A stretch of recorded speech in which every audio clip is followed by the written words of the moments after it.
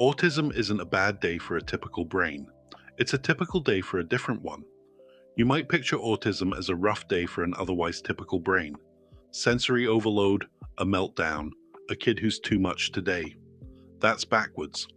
What looks like a bad day is a brain running on different architecture, present since birth, working exactly the same way on the quiet Tuesdays nobody happens to notice. By the end of this video, you'll know where the clinical understanding of autism actually came from, which two popular explanations for it are not just wrong, but actively disproven, what current research says is really going on in the brain, and why the biggest reframe in the field over the last decade isn't about autistic people changing. It's about who researchers think the problem belongs to. The clinical story starts in Baltimore. In 1943, a child psychiatrist named Leo Kanner, working at Johns Hopkins, published a paper called Autistic Disturbances of Affective Contact, describing 11 children he'd observed in his clinic over the previous several years, 8 boys and 3 girls, each showing what he called a powerful desire for aloneness, alongside an intense need for sameness and routine. Kanner named the pattern early infantile autism. It was the first time this specific cluster of traits had been described in the medical literature as a distinct, coherent thing, rather than scattered individual oddities. It's what happened next to that discovery that this video needs to spend real time correcting, because 2 of the explanations that filled the gap after Kanner did lasting, measurable harm, and one of them is still doing it. Keep this in mind as a through line for everything that follows. Autism isn't a bad day for a typical brain. It's a typical day for a different one. Almost every myth this video corrects exists because, for decades, nobody outside that different architecture had a good way to describe what was actually happening inside it. Here's misconception number 1, and it belongs to a specific person: that autism is caused by cold, emotionally distant parenting.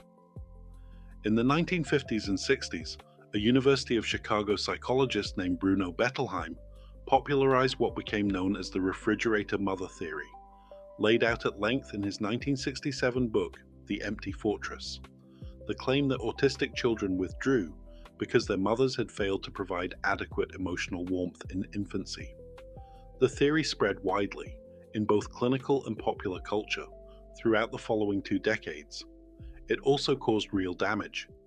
Parents, mostly mothers, carrying preventable guilt and shame for a condition they hadn't caused, and in the theory's more extreme clinical applications, children forcibly separated from their families in the name of treatment. The theory started collapsing in the late 1970s, once twin studies began showing something Bettelheim's framework had no room for: a strong genetic signal. The clearest picture comes from a 2017 analysis of the Swedish National Twin Registry, covering more than 37,000 twin pairs, which put autism's heritability at roughly 83%. Identical twins, who share effectively all of their DNA, matched on an autism diagnosis in the high 90s% of pairs, while fraternal twins, who share about half, matched far less often. That gap is the twin study method's whole trick. If a purely environmental cause like parenting style were doing the work, identical and fraternal twins raised in the same house by the same parents should match at similar rates. They don't, not even close. Whatever autism is, it's substantially written into the genome before a parent ever gets a chance to warm up or fail to. That still leaves the obvious question hanging. Written into the genome to build what exactly? Current research doesn't point to one single broken part, the way a torn ligament explains a limp. It points to broad, distributed differences in how the brain processes and connects information, sensory input in particular. Many autistic people experience the everyday sensory world at a different volume than non-autistic people do. A fluorescent light's flicker, a tag on a shirt collar, or the overlapping chatter of a crowded room registering as far more intense, more urgent, or more physically uncomfortable than it would to someone else in the same room, sometimes alongside reduced sensitivity to other input entirely, like a lower response to pain or temperature. None of that is a metaphor for being sensitive in the everyday sense. It's a documented, measurable difference in sensory processing, and it's a large part of why the same environment that's mildly annoying to one person can be genuinely overwhelming to another sitting right next to them. Which sets up misconception number 2, the one still causing damage today, that vaccines cause autism. This one has a specific documented origin, and it isn't a scientific disagreement, it's a fraud with a paper trail. In February 1998, a British physician named Andrew Wakefield published a study in The Lancet claiming a link between the measles, mumps, rubella vaccine and autism based on 12 children. A years-long investigation by journalist Brian Deer, published in the BMJ, found that Wakefield had misrepresented those children's medical histories, and that he'd been paid hundreds of thousands of pounds by a lawyer building a lawsuit against vaccine manufacturers, while the research was underway. Britain's General Medical Council struck Wakefield off the medical register in 2010, the same year The Lancet fully retracted the paper. He has not practiced medicine since. The damage the paper did before any of that happened has been measured directly, at a massive scale. In 2019, researchers published a nationwide Danish cohort study covering 657,461 children born between 1999 and 2011, comparing autism rates between vaccinated and unvaccinated children, including children considered high risk, such as those with an autistic sibling. The result? No association at all. Vaccinated children were not more likely to be autistic than unvaccinated children, and a second vaccine dose didn't change that either. It's one of dozens of large studies across multiple countries that have all landed in the same place. The rising diagnosis numbers that get pointed to as proof of a vaccine-driven epidemic have a far less dramatic explanation. Better recognition, not a genuine surge in the incidence. The CDC's most recent surveillance data puts the current US rate at roughly 1 in 31 8-year-olds, up from 1 in 36 2 years earlier and 1 in 44 in 2018. Broader diagnostic criteria, more screening, and doctors who are simply better trained to recognize autism outside the narrow original CANA description all account for the climb far more convincingly than any single environmental trigger. A point this video is about to make in more detail, because that narrow original description turns out to have been most of the problem. Quick pause, because it's worth naming plainly what just happened across those two corrections. A working theory that blamed mothers, and a fraudulent paper that blamed a vaccine, both filled a vacuum left by the same honest gap. Nobody yet knew what was actually different about the brain itself. If seeing those two myths laid out that clearly is useful to you, A-like helps this reach people who are still getting sold one of them as fact. What's coming next is the part where the actual science replaces the vacuum instead of another guess. CANA's original 11 children were a narrow slice of what turned out to be a much wider picture. In 1979, two London-based researchers, Lorna Wing and Judith Gould, published a study of 173 children in the Camberwell district of South London, and found a group far larger than CANA's description accounted for. Children who didn't fit his classic profile, but shared a recognizable cluster of differences in 3 areas: social interaction, communication, and imagination. Wing and Gould called it the triad of impairments, and it's the concept that first pushed the field to think in terms of a spectrum rather than one narrow diagnosis. 2 years later, in 1981, Wing published a separate paper introducing English-speaking researchers to earlier work by an Austrian pediatrician named Hans Asperger, coining the term Asperger syndrome for a related, often more subtly presenting pattern, which is misconception number 3, that autism is one condition, running on a single scale from mild to severe, with high functioning and low functioning sitting at opposite ends of the same line. When the DSM-5 was published in 2013, the American Psychiatric Association folded what had been separate diagnoses: autistic disorder, Asperger syndrome, and a catch-all category called PDD-NOS, into one label, autism spectrum disorder, largely because clinicians couldn't reliably tell the older categories apart in practice. But collapsing the categories didn't collapse the condition into a line. The current model describes a profile across multiple, largely independent dimensions: language, sensory processing, social communication, flexibility around routine, support needs in daily living, where a person can be significantly affected in one dimension and minimally affected in another at the same time. The DSM-5's 3 support levels were built to describe need in specific domains, not to rank people from mild to severe on a single axis. Functioning labels, still common in casual conversation, tend to erase exactly the unevenness that actually defines most autistic people's experience. Which finally gets us back to the phrase sitting in this video's title, and to what a genuine bad day, a meltdown or a shutdown, actually is underneath. It is not a tantrum, and the distinction matters clinically, not just semantically. A tantrum is typically goal-directed. A child wants something, doesn't get it, and the behavior tends to soften once an audience or an incentive changes.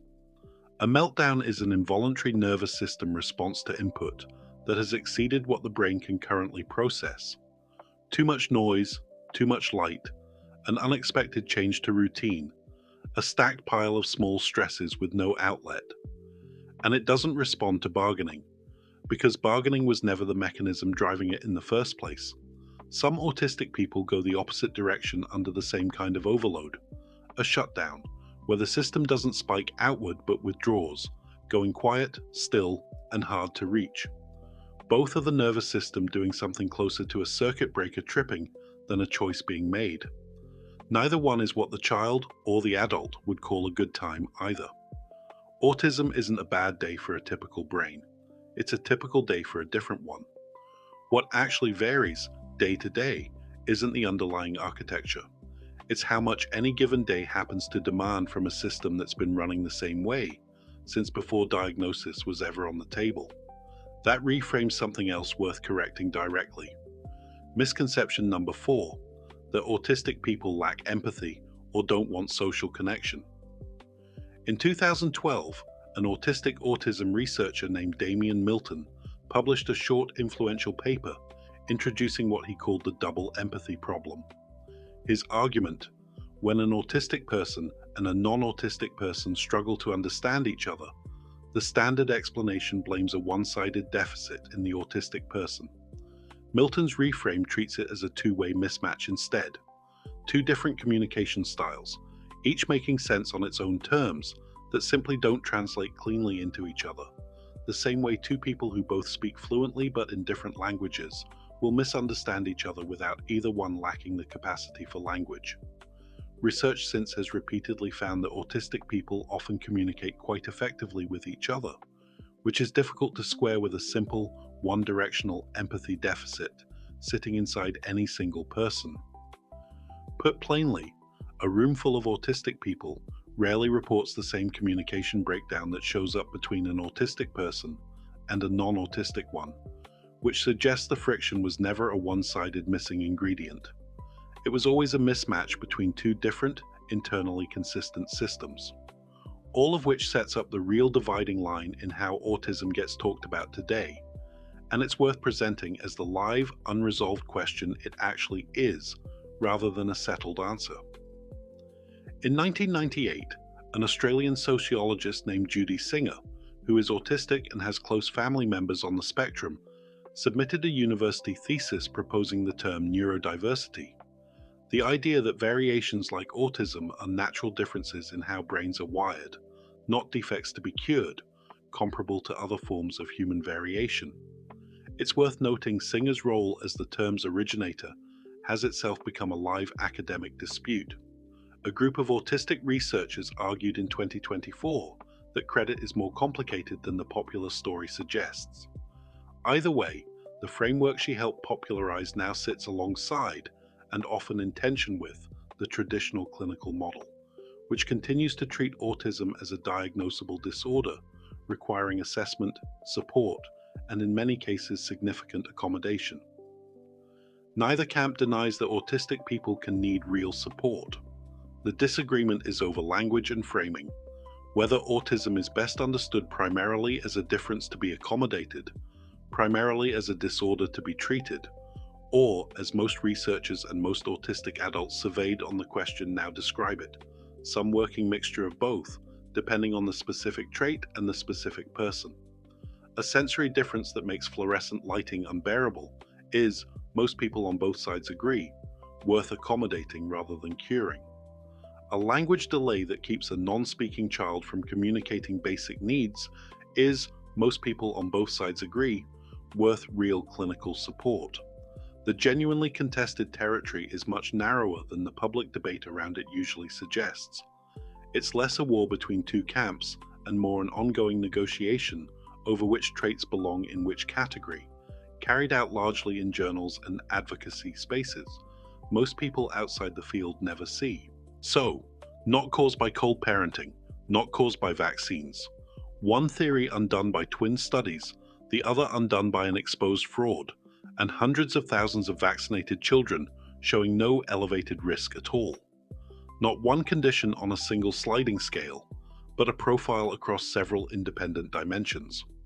Not a tantrum when it looks like a meltdown, but a nervous system responding to real overload.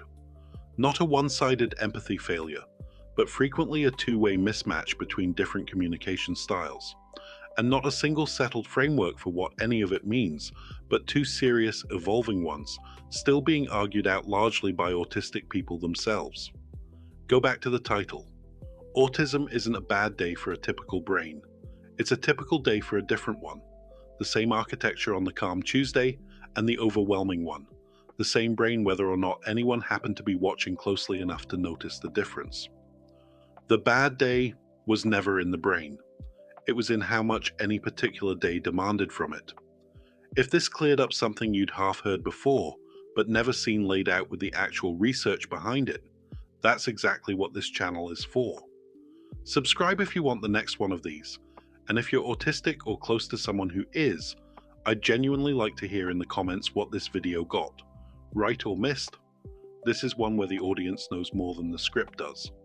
And if you made it this far, the like button really helps this reach someone who's still working from the refrigerator mother version of this story instead of the twin study one.